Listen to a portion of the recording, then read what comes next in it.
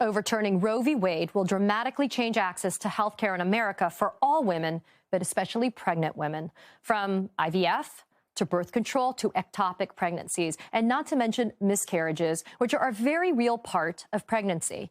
At least 1 in 10 pregnancies end in miscarriages, and the risk is higher for women after the age of 40. In some cases, it could be as high as 1 in every 4 pregnancies in the United States. And according to experts, women who experience miscarriages are often given medical care that is similar to an abortion. For example, 2 different pills that are used for medical abortion are the only drugs recommended by the American College of Obstetricians and Gynecologists for miscarriages. And that treatment is under threat in states like Texas. Legislators there passed a law banning these crucial drugs that women need to treat their miscarriages. And in Missouri, House Bill 2810 would make using, prescribing, and even ordering abortion-inducing drugs or devices a Class A felony, which could carry a sentence anywhere from 10 to 30 years in prison. Dr. Lauren Thackston, an OBGYN and assistant professor at the Dell Medical School at the University of Texas, Austin, has been hearing of pharmacies denying women access to these medications. She told NPR, quote, "The pharmacy has said, we don't know whether or not you might be using this medication for the purposes of abortion." And that is a life-threatening side effect of overturning Roe. Medically critical procedures and medications that have any resemblance to an abortion could be much more difficult to access, if not completely prohibited.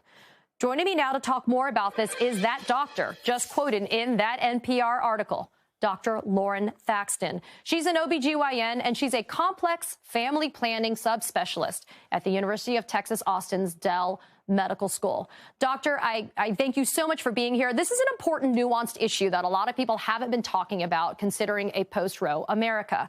A miscarriage itself is traumatic both emotionally and physically. I personally have undergone the experience, and it haunts me to today. But I had the option to obtain medical treatment to assist with the process. Doctor, what happens if a patient can't even get the medical treatment that she needs?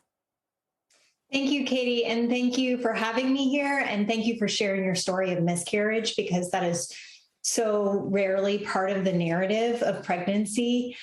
So to your question of what happens when miscarriage happens, which is a completely predictable and, as you said, common thing that happens in pregnancy, if patients are unable to access their options for managing their miscarriage, such as medications or a procedure, they may have unexpected bleeding, they may have critical bleeding, they may have a hemorrhage that can result in the need for blood transfusion or emergency surgeries.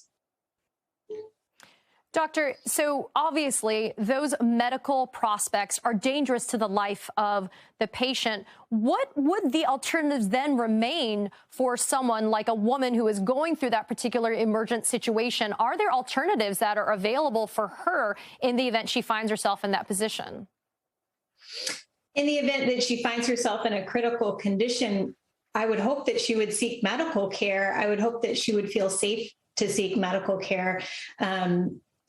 And that is not something that, we would want patients to feel on their own managing. Can you describe what both you and the residents that you work with are experiencing now that the specter of Roe being overturned looms over your practice? I know that that's a legal decision that may come out by the Supreme Court, but it has practical applications for you because you do have a practice that deals with patients. Absolutely. So I think one of the, as we talked about in the context of miscarriage, one of the things that we have seen is that these patients are unable to access their medications. As you said, these are the same medications that are used in the context of abortion, but in this situation, we're using it for the diagnosis of miscarriage, and patients have been turned away from pharmacies as they try to access these medications.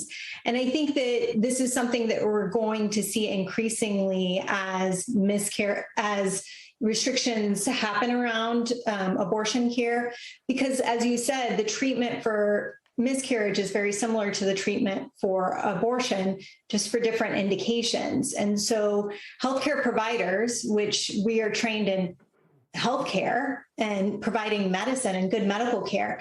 We are not lawyers. We are not trained in how to read and interpret these laws that are being passed. And so sometimes that leads to a poor interpretation of the laws.